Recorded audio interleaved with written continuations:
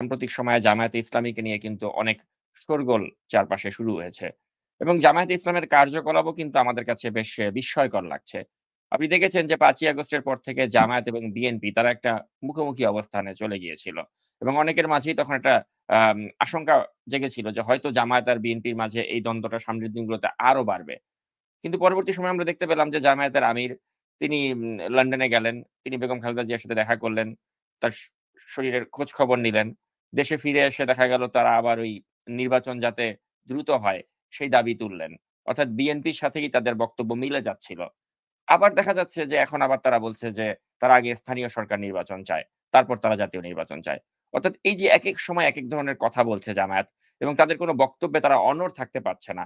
এবং দেখা যাচ্ছে যে তারা সন্তোষ শর্মার মতো একজন রয়ের এজেন্ট বা একজন ভারতীয় চিহ্নিত দোসরকে তারা তাদের পোডিয়ামে আমন্ত্রণ জানিয়ে বক্তব্য দিতে যাচ্ছে এবং সেই বক্তব্যের কারণে কিন্তু সোশ্যাল মিডিয়াতে দেখেছেন যে কি ধরনের সমালোচনা হচ্ছে।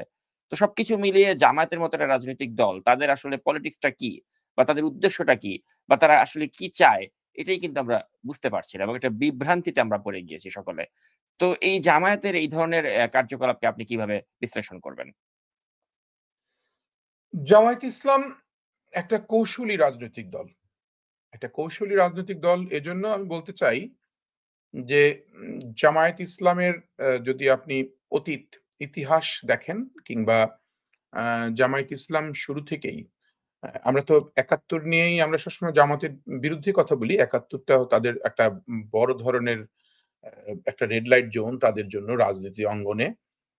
যেখানে তারা অ যে যুদ্ধাপরাধের মতন একটি বড় বীভৎস ঘটনার সাথে তারা সম্পৃক্ত, যুক্ত ছিল। আ তারা এবং অ তারা কেন যুক্ত ছিল তাহলে এটা বুঝতে সুবিধা হবে। ঐখান থেকেই। কারণ আমি ওইটার আমি এখন বাংলাদেশের মুক্তিযুদ্ধ, স্বাধীনতা ওই sympathy টা গ্রো করতে চাই না মানুষের। আমি ওটাকে আলাদা রেখে বলতে চাই, তাদের attitude টা ছিল তারা একটা দর্শনকে মাথায় রেখে রাজনীতি করতে চায়। যে দর্শনটা আ ক্ষমতার সাথে যুক্ত। মানে ক্ষমতার সাথে যুক্ত তখন ওই সময় পাকিস্তানের যারা শাসক, শাসকদের সাথে সম্পর্কযুক্ত এমন একটি জিনিস তারা আনতে চায়।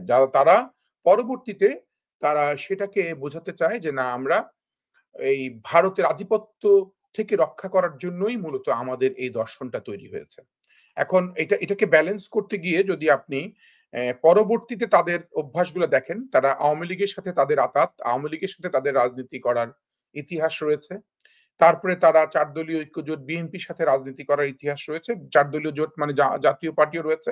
তার মানে বাংলাদেশের আর কোন রাজনৈতিক দলের সাথে তারা জোট হয় নাই, এমন কিন্তু নজির নাই। এবং আমরা এখনো যেটা শুনি যে বর্তমানে সরকারের সাথেও জামাতের সম্পর্ক অনেক ভালো। তার মানে জামাত শাসন ব্যবস্থার সাথে সম্পর্ক রেখে একটা কৌশলী রাজনৈতিক অবস্থান তৈরি করতে চায়। তার মানে এটা হচ্ছে তাদের ধরন।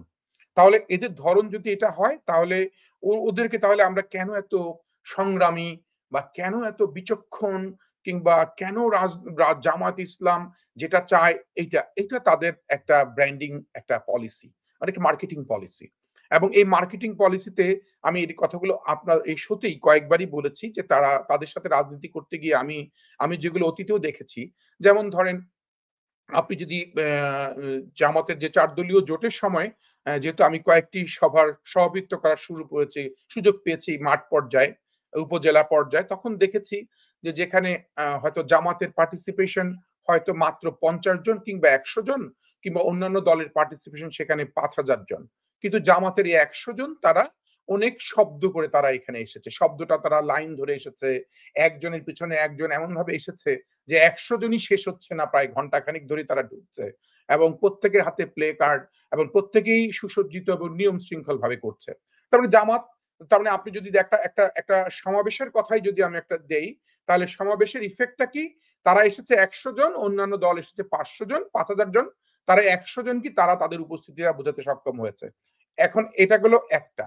ঠিক তদ্রুপ তারা ধরেন ফজরের নামাজ থেকে শুরু করে শেষ পর্যন্ত তাদের যে পলিটিক্যাল স্ট্র্যাটেজি সেখানে তাদের সাথে কিন্তু সম্পৃক্ত হওয়ার প্রবণতা খুব কম তারা যতটা প্রচার করে। আমরা অনেক সময় অনেক প্রচার করি না? আপনি আপনার টিভিতে আজকে জামাত নিয়ে তো কথা বলছি। তার মানে জামাত সম্পর্কে আমার পক্ষে বিপক্ষে কথা বলতেই হচ্ছে। জামাত তো প্রচারিত হচ্ছে। যে এই কারণেই প্রচারিত হচ্ছে জামাত। অতএব এই প্রচারণার জায়গায় জামাত যেটা করে জামাত এবারও তাই করবে। এটাও আমি আপনার সাথে বলে যাই। সেটি হচ্ছে জামাত কখনো তাদের ভোটার সংখ্যা কত সেটা বুঝতে দেওয়ার সুযোগ দেয় না। ধরেন জামাতকে যদি আপনি এবারও ছেড়ে দেন যে আপনি এককভাবে নির্বাচন করেন তো ভাই দেখি। একক নির্বাচন করার চেষ্টা করেন এবং আমরা এবার একটু দেখতে চাই আপনার জামাতের ভোটটা আসলে কত। তখনই দেখবেন তাদের বিপত্তিটা শুরু হবে। তারা কোনো না কোনোভাবে কোনো না কোনো জোটভুক্ত হওয়ার চেষ্টা করে। কেন জোটভুক্ত হলে আপনি আর তখন তাদেরকে যদি ৫-৭ টা ১০ টা সিটও দিয়ে দেন, কিন্তু তারা তখন বলবে আমি দিয়েছি, ছাড় দিয়েছি। কিন্তু আমাদের ভোটের সংখ্যা সারা বাংলাদেশে তারা তাদের মতো করে একটা ন্যারেটিভ দিবে। এই ন্যারেটিভ গুলা যেটি হচ্ছে রিয়ালিস্টিক পয়েন্ট অফ ভিউ তে এতটা গবেষণা করার লোক আমাদের অন্যান্য রাজনৈতিক দলে তৈরি হয়নি। কারণ তাদের সময় নাই। বরঞ্চ জামাত অন্যান্য রাজনৈতিক দলের ইন্টারনাল ইস্যু নিয়ে তারা কিন্তু গবেষণা বা সময় দেওয়ার সুযোগ পায়। কারণ তারা দেয়ও। এখন জামাত নিয়ে আমরা সবসময় যেটা ভয় পাই তাদের কৌশলী যে ভাবনাটা, এই কৌশলী ভাবনাটা আমাদের অনেককেই আমরা যারা সাদামাটা সহজ সরল রাজনীতি করতে চাই, খুব একটা বুঝে না বুঝে করতে চাই তারা কিন্তু পেরে উঠি না মাঠে।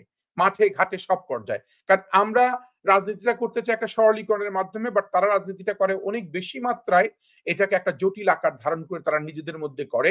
ফলে ওই তাদের জটিলতার সাথে আমাদের বুঝতে একটু কম কষ্ট আমাদেরকে বেগ পেতে হয় এবং পাশাপাশি তারা যে ধর্মীয় বিষয়টা উপস্থাপন করতে চায় কারণ তারা জানে যে বাংলাদেশের মানুষ এই ইসলামী মূল্যবোধে বিশ্বাসী একটা ধর্মীয় মূল্যবোধ আমাদের মধ্যে অনেক বেশি আমরা কেউ নামাজ পড়ি আর না পড়ি কিন্তু আমাদের ধর্মের ব্যাপারে কেউ বিরুদ্ধে কথা বললে আমরা এটা মেনে নিতে পারি না বা আমাদের ধর্মের পক্ষে যদি কেউ কথা বলে বা আমাদেরকে দেখবেন আমরা অনেক ব্যক্তি কিন্তু একটা ইমাম সাহেবকে দেখলে মাথা নিচু করে তার কথা শুনি বা একজন বড় যদি ইসলামিক স্কলার যদি কোনো কথা বলতে চায় কিংবা আমার ঘরের মধ্যেও আমি দেখেছি যেই ব্যক্তিটি ধরেন ৫ ওয়াক্ত নামাজ পড়ে এবং ধর্ম বিষয়ে পড়াশোনা করা সে যখন কোনো ডেকে কথা বলে তখন আমরা দেখা যাচ্ছে আমরা আমাদের আর কোনো জ্ঞানের কথা বলতে চাই না আমরা তার কথাটা শুনতে চাই ফলে জামাত এই এই বিষয়টাকে তারা গবেষণা করে দেখেছে যে এই সফট কর্নারটা মানুষের এই ভাবনার জায়গাটাকে কিভাবে মানে আমলে নেওয়া যায় এই ভাবনার জায়গাটাকে কিভাবে ক্যাশ করা যায় এবং সেই তুলনায় কিন্তু তারা লোক পাচ্ছে না সেই অনুযায়ী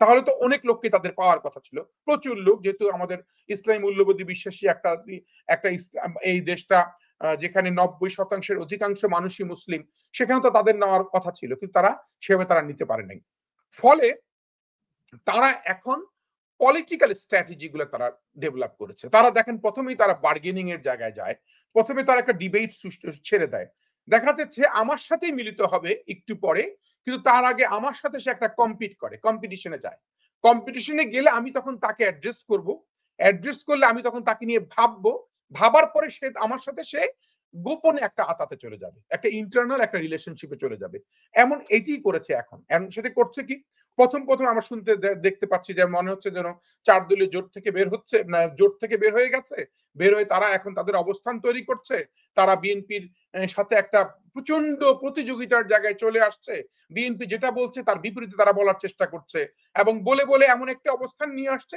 মনে হচ্ছে যেন জামাত অনেকটাই নিয়ন্ত্রণ করছে এবং বিভিন্ন জায়গায় আপনি দেখবেন প্রশাসন বিভিন্ন জায়গায় তারা এটাকে ইচ্ছা করে তারা করে যে কিছু লোকজন তারা ডিপ্লয়েড করতে পারলে তারা ভাবে আমরা বিজয়ী হয়েছি আমরা আমাদের ক্ষমতাটা দেখাতে পেরেছি এবং দেখাতে পেরে এটা কিন্তু তারা খুব ইনডাইরেক্টলি প্রচার করার চেষ্টা করে যে এখানে আমাদের লোকগুলো বসা আছে এবং তাদের লোকগুলো বসা থাকার কারণে তাদের লোকগুলোকে একটা অন্য টিম তৈরি করে ফেলতে পারে তারা কিন্তু সবচেয়ে বড় আপনি বলতে পারেন ধরুন রেসিস্ট আচরণ তারা করে রেসিস্ট আচরণ বলতে বোঝাই এজন্য রেসিস্ট বলতেই যদি আমি এক পেশে আচরণ আমি এক চোখা মানুষ তাহলে তো সেটা একটা রেসিস্ট আচরণেরই একটা অংশ অতএব এই অংশটা তারা সবসময় পালন করে ফলে জামাত যেটা হয়েছে ধরেন এক এক সময় এক একটা জামাতের আমিরের যদি স্টেটমেন্ট আপনি দেখেন কোনো হারমোনিয়াস স্টেটমেন্ট নাই কারণ অতি কৌশলী কাজ করতে গিয়ে যেটা হয়েছে উনি কোনো হারমোনিয়াস স্টেটমেন্ট দিচ্ছে না উনি আগে বলেছেন ধরেন ইউকে যাওয়ার আগে এক ধরনের স্টেটমেন্ট দিয়েছে ইউকে থেকে এসে বিএনপির সাথে কথা বলার সুযোগ পেয়ে